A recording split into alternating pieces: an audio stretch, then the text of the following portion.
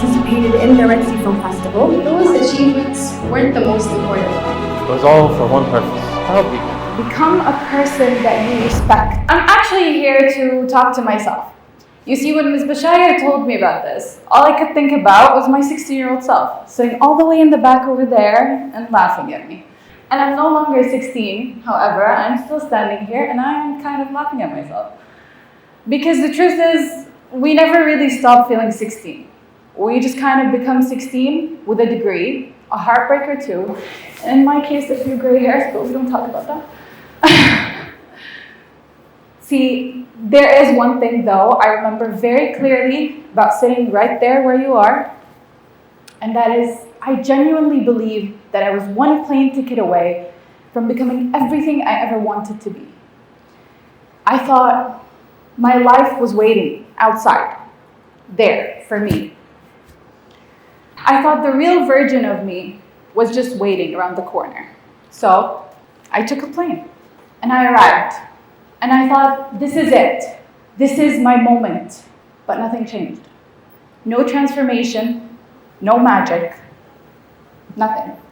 If anything, it was kind of worse. COVID had hit, we were on lockdown, and I couldn't see people. I was stuck in a room, alone, on Zoom. And I thought, I moved countries for this. This was supposed to be my movie moment. This was supposed to be the start of my new life. And instead I was locked in a room. Yeah, that was not okay. It takes me back a little. But let me tell you how delusional I was. You see, I thought I would get off the plane and I would instantly be her. Instantly. More confident, more outgoing, more interesting, more put together. I thought I would know exactly where I was going, exactly what I was doing. But no, I was still me. Same fears, same doubts, same anxiety, just international. But what I didn't realize back then was that this start, this very unglamorous, uncomfortable, and honestly quite disappointing start, was the beginning of the most unmagically magical 5 years of my life. See, along those 5 years, I realized that it wasn't that nothing had changed. It was that nothing will change unless I did. It's the small changes. It's the small decisions we take every day. Because changing your environment, it doesn't transform you. It exposes you. It shows you who you are when no one knows you, when no one's watching you, when no one's reminding you who you are. It shows you your insecurities, your discipline, and your habits, good and bad. And I had a lot of bad habits. And it was uncomfortable. And I kept waiting. I kept waiting to feel different. I kept waiting for that moment, that one day I'd wake up and I'd feel ready to take on the world. But that day, it never came. Instead, what happened was very slow, and it was quiet. I started going out there even when I wasn't ready. I started doing things while I was still scared, and I was scared. And I realized that confidence and personality isn't something you wait for. It's something you build. Now, I want you to listen really carefully. I want to make this really simple, not inspirational, not abstract, practical, something you can use. When I say change yourself, I don't mean this big transformation, dramatic shift. I mean small changes, everyday choices, like waking up in the morning and moisturizing your face, dressing well, feeling confident, reading something, literally anything. Find hobbies, start early, become a person that you respect. Now, I tell you this because I wish that when I was 16, I could have been that person. I could have started early.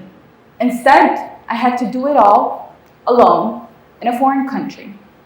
I had to do my own laundry. I had to cook for myself. I had to take my own doctor's appointments. crazy. It was really hard. I had to sit with myself, enjoy my own company, and be kind to myself.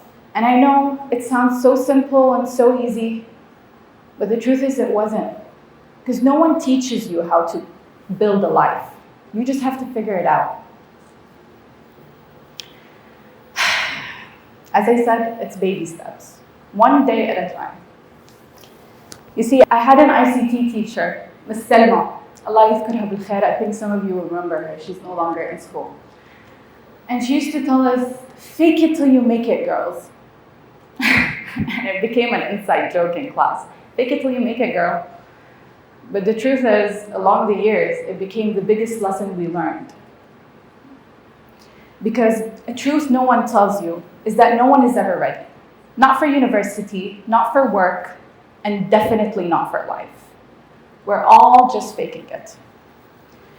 I'm now thankfully surrounded by lots of friends who are doctors, engineers, lawyers, CEOs, stay-at-home moms. And we can all agree on one thing. No one has it figured out before they start acting like they do.